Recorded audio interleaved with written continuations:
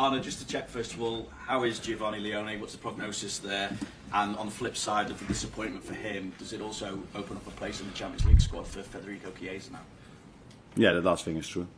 And the first thing, he's not in a good place, of course, because he tore his ACL, which means that he will be out for around a year. So, being so young, coming to a new country, playing so well in your first game, it's very hard to take the positive side. No, there's never a positive side, but yeah, you always try to look at a positive side, and that is that he's still so young, so that he has so many years still to go after he recovers from a terrible injury like that.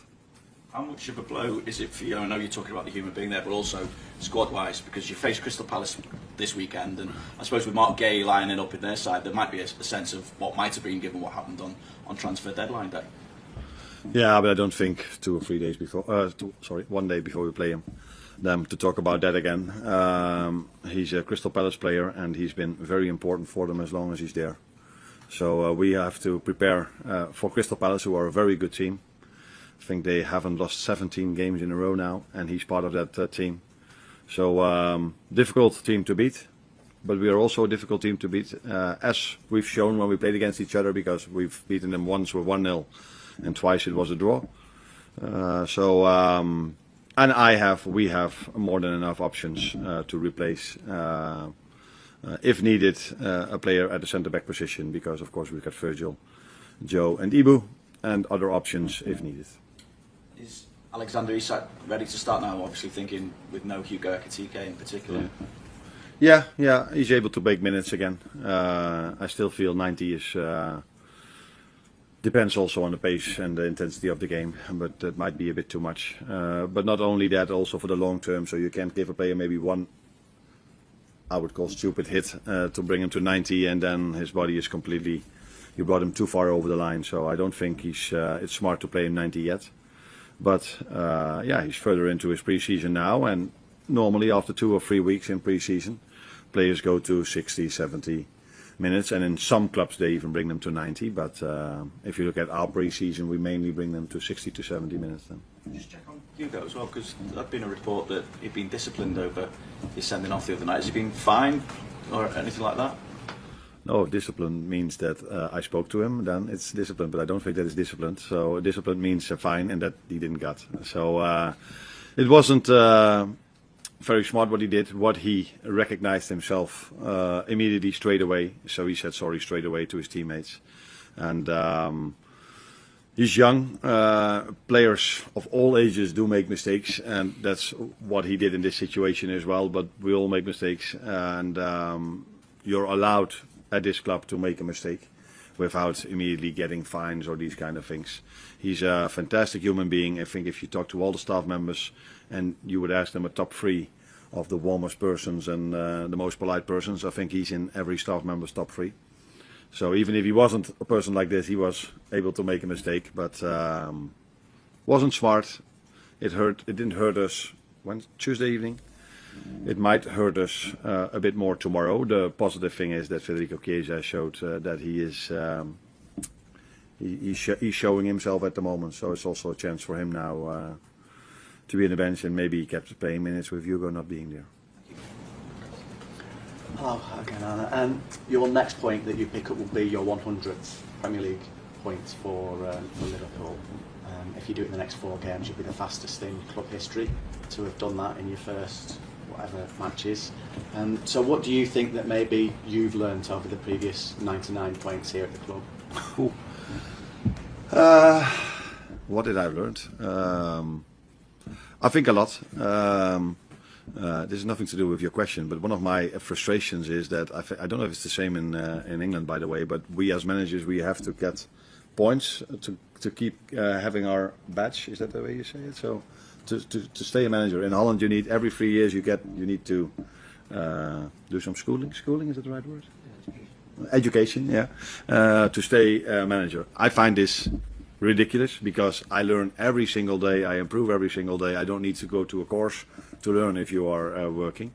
So I don't know if it's the same in England, but every 3 years we need to do this. Otherwise, you cannot stay. Badges, Yeah. well, yeah. Yeah, but if you've done it, do you need to every time to do educate refreshing courses? Yeah. Now, for me, every day is a refreshing course. So I'm a bit surprised that we need to do this. So yeah, yes, I've learned a lot, but not only here at Feyenoord and at AZ Alkmaar as well. I cannot come up with one specific thing, maybe what I've learned, but if you have to make every single day 10, 15, 20 choices, not all of them are good, and definitely not. So you learn every single day, and I cannot come up with one specific thing. So Crystal Palace again, and you'll see them again in the Carabao Cup soon also. You're the only two teams that are unbeaten in the Premier League this season. What is the biggest threat that they have against stopping Liverpool continuing that run? Discipline. They have an enormous discipline defensively. 10 outfield players plus a goalkeeper that work so hard to prevent the other team from scoring. And we saw this also in the Charity Shield. Even the moments when we were up, they could still be very disciplined and calm in their own half, in their mid to low block.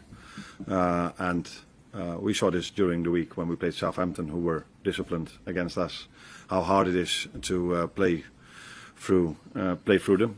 So and apart from that, but that's for every team in the Premier League, they have some individual qualities, some individual players who are a big threat offensively. Mateta is one of them. Sar, who wasn't available last week but might be available this week again, was really good against us in the Charity Shield. Two midfielders that know how to play.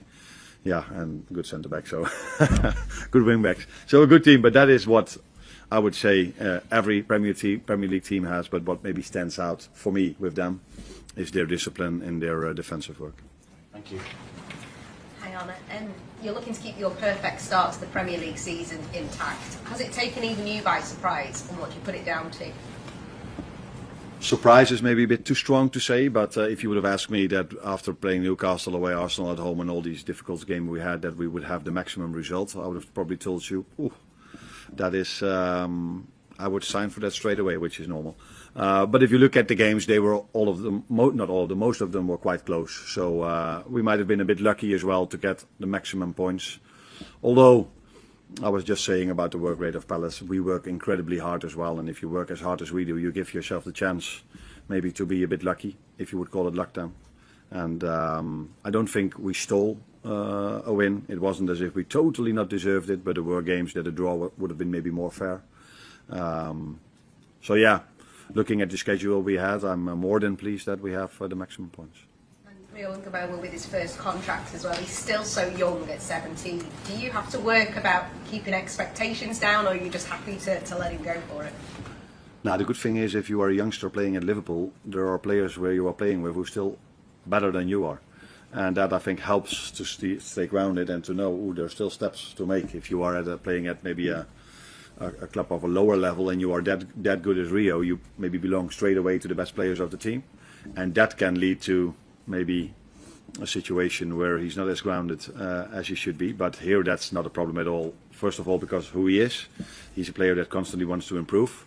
But if you train and play with other wingers like Cody Gakpo and Mo Salah and Federico Chiesa and all the others, then I think he feels that there's still a step to make. First of all, to get to their level, and if he is at their level, then it's about being as consistent as these players are, and that is the most difficult thing. Become really good is something a lot of players maybe can do, but become consistently really good is what why the top players stand out. Arne, just on Giovanni, obviously devastated at the minute. How important are people like Virgil and Joe Gomez both suffered the same injury earlier on in their career, and how important are they going to be in terms of rehab, and also as an example for him of it feels like the end of the world at the minute, but you can come back just as good as you were before. Yeah.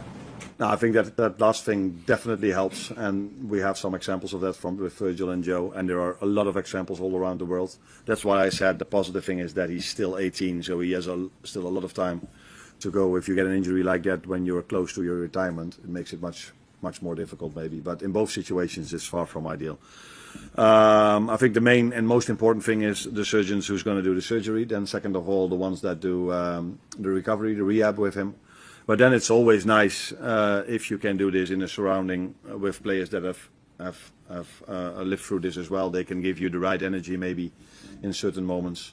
And I think our players already showed in the last 2 days a lot of compassion, towards him, and they will not stop doing that in the upcoming year.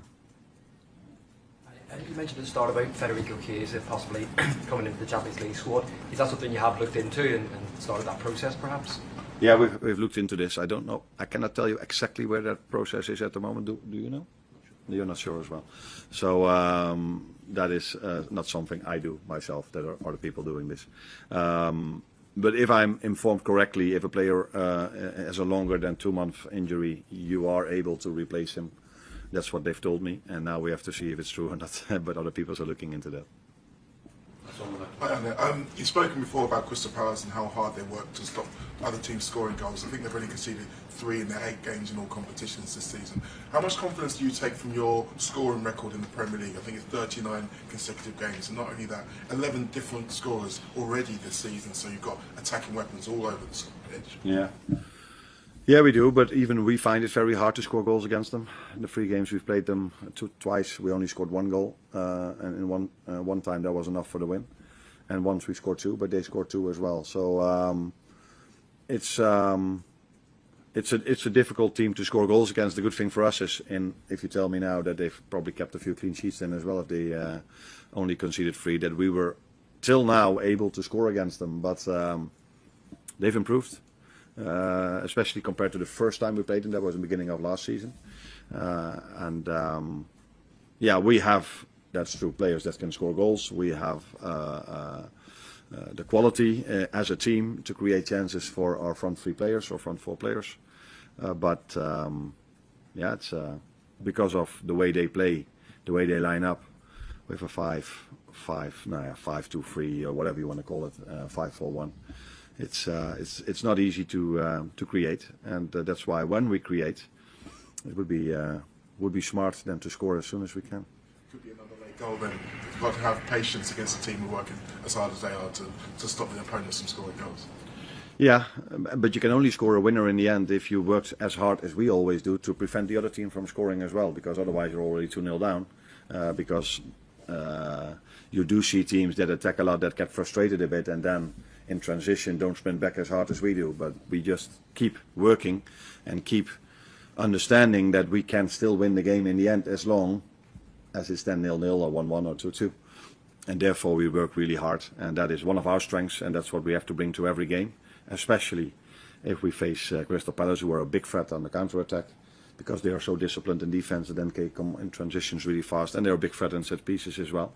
So 2 things we have to be really ready for. Thank you. Thanks, Arne. Thanks so much for watching Reds Family.